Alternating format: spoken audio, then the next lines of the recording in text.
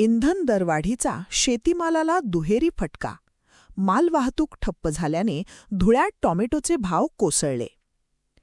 इंधन दरवाढ आणि डिझेलचा तुटवड्याचा मोठा फटका आता थेट कृषी क्षेत्राला बसू लागला असून धुळे कृषी उत्पन्न बाजार समितीतून परराज्यात जाणारी मालवाहतूक गेल्या 15 दिवसांपासून जवळपास ठप्प झाली आहे. डिझेलचे दर वाढल्याने आणि बाजारात इंधनाचा तुटवडा असल्याने मालवाहतूकदारांनी अव्वाच्या सव्वा भारेवाढ केली आहे, जी सर्वसामान्य शेतकऱ्यांना परवडणारी नाही. परिणामी शेतकऱ्यांचा दर्जेदार माल बाहेर जात नसल्याने स्थानिक बाजारात आवक वाढून शेतकऱ्यांचे मोठे नुकसान होत आहे. तर दुसरीकडे बाहेरून येणारा माल धुळ्यात पोहोचत नसल्याने पालेभाज्यांची टंचाई निर्माण होऊन सर्वसामान्यांचे बजेटही कोलमडले आहे. डिझेलच्या वाढत्या दरांमुळे ट्रान्सपोर्टसाठी गाड्या मिळणे कठीण झाल्याने जो एक्सपोर्ट क्वालिटीचा टॉमॅटो मुंबई, इंदोर आणि सुरतच्या मोठ्या बाजारपेठांमध्ये 700 ते 800 रुपयांना विकला जात होता, तो आता वाहतुकीअभावी धुळ्याच्या स्थानिक बाजारात केवळ 400 ते 450 रुपयांना मातीमोल भावाने विकावा लागत आहे. स्थानिक मार्केटमध्ये टॉमॅटोची आवक अचानक वाढल्याने भाव अक्षरशः कोसळले आहेत. तर दुसरीकडे परराज्यातून येणाऱ्या कोथिंबीर आणि इतर पालेभाज्यांचे ट्रक धुळ्यात न पोहोचल्याने बाजारात तीव्र टंचाई निर्माण होऊन त्यांचे भाव गगनाला भिडले आहेत.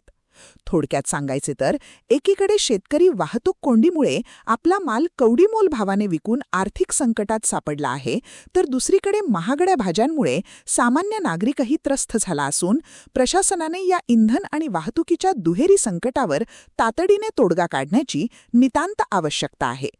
मी धुळे कृषी उत्पन्न बाजार समितीमधून हरीश माळी गेल्या 10 ते 15 दिवसापासून इंधनचा तुटवडा असल्या कारणाने जो काही माल आपला लोकल हा परराज्यात जात होता, दुसऱ्या जिल्ह्यांमध्ये जात होता, तो 15-20 दिवसापासून काही जात नाही. कारण की शेतकऱ्याला जे काही ट्रान्सपोर्ट करासाठी जे काही गाडी धारक आहेत, गाडी चालक मालक जे आहेत, ते गाडी देत नाही आहे. कारण की त्यांना इंधन भेटत नाही, डिझेल भेटत नाही. त्याच्यामुळे जो स्थानिक माल आहे तो आपल्याच या ठिकाणी मार्केटमध्ये येतो आहे धुळे कृषी उत्पन्न बाजार समितीमध्ये, आणि तो या ठिकाणी येत असल्यामुळे आवक वाढलेली आहे. आवक वाढल्यामुळे भाव कमी झालेले आहे. ज्या शेतकऱ्याला हा एक्सपोर्ट क्वालिटीचा माल मुंबई, वाशी, इंदोर तसंच सुरत या ठिकाणी 700-800 रुपये जायला जातो, तो या ठिकाणी मात्र 400-450 रुपयात विकावा लागतोय. तो सुद्धा या ठिकाणी माल जास्त झाल्यामुळे विकला जात नाही. मोठ्या समस्येला त्या ठिकाणी शेतकऱ्याला सामोरे जावं लागतं.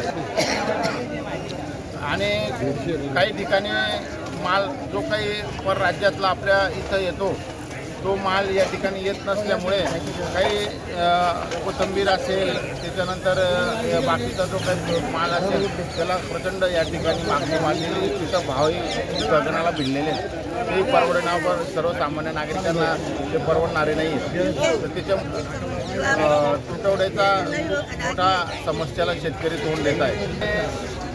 डिझेलचे दरही वाढत आहेत, त्यामुळे सुद्धा गाडीधारक जे आहेत ते या ठिकाणी माल घेऊन जाण्यासाठीचं जे काही त्यांचं नेहमीचं भाड्याचं ठरलेलं असतं त्यापेक्षा वाढवून मागत आहेत. त्यामुळे शेतकरीसुद्धा त्यांना माल देण्यासाठी या ठिकाणी प्रॉब्लेम येतो.